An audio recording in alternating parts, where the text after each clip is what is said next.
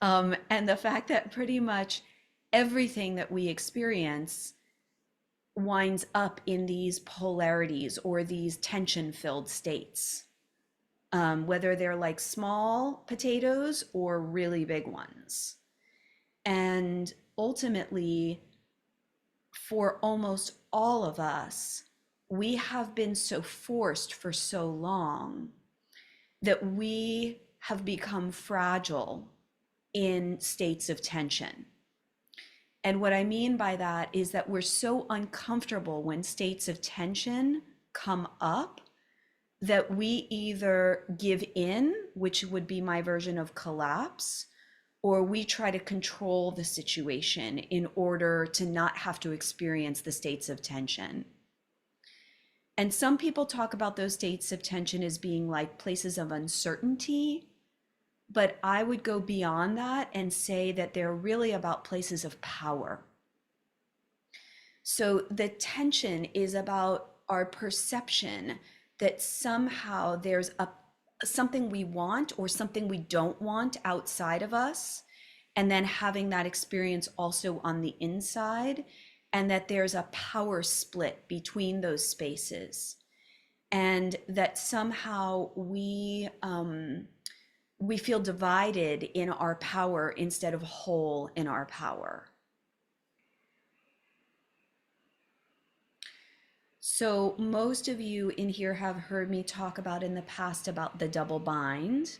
If you know any of my work, you know that a big piece of it has focused around the way that oppressive systems utilize the double bind as an agent of influence. And what I mean by that is the double bind exists naturally.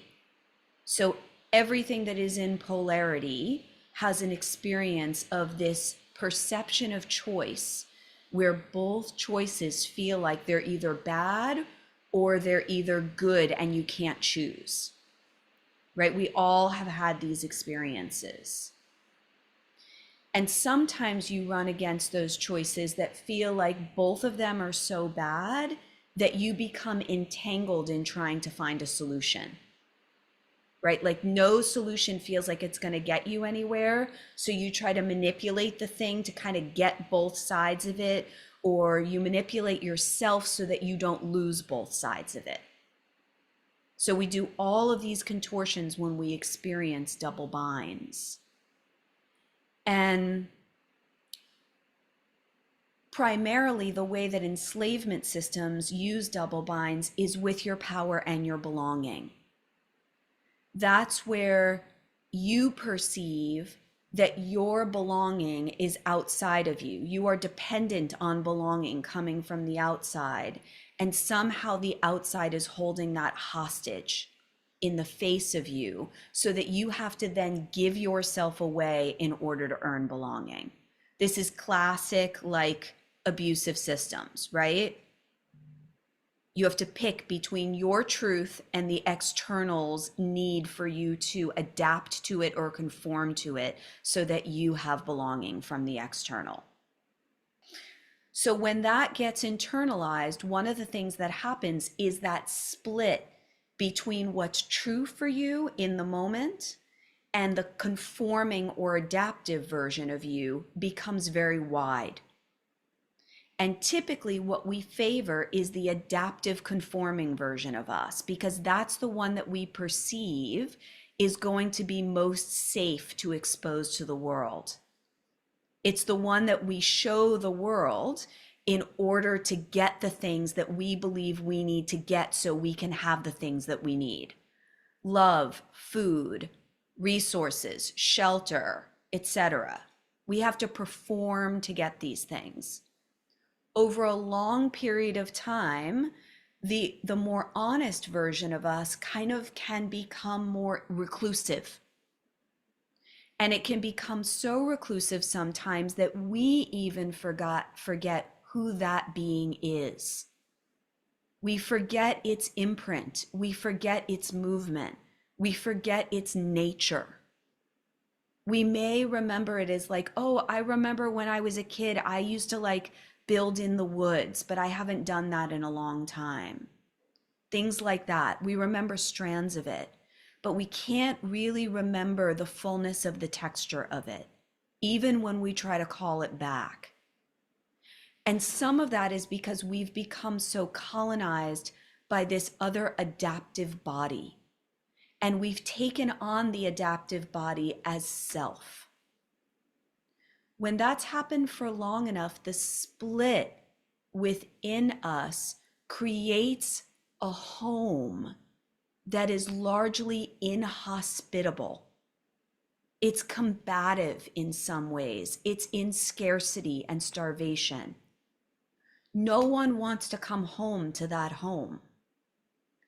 So when you try and call things back, you have to create the conditions for those things to actually want to come back. And so the work then is not just to demand the coming back, but to actually like go back to the soil, because the soil still has the nutrients, and to bring those nutrients back into existence so that what you're trying to call back will actually not only return, but want to make a home there again. We are always under pressure to recreate or hold this division that I'm speaking about. The external world runs on the currency of the adaptive body, right? It does not run on the currency of your honesty. So because of that, we are always exposed in the outside world to having to like choose or navigate these two places and this division, no matter how wide or small the division is. And depending on certain pieces of your life, you may have more of that or less of that. If you're unplugged from a lot of those systems, you may experience less of that, but you may also experience more isolation. Like there's different permutations of that. One of the things that I've been the most interested in the last 10 years specifically is how to hold the honesty field while not leaving those systems. And that's because I really believe that we're at a time now where leaving those systems is no longer possible for most of us. It's no longer practical. And those systems are everything. So it's not like there's some sort of haven we can go to. You know, we can't all move to New Zealand.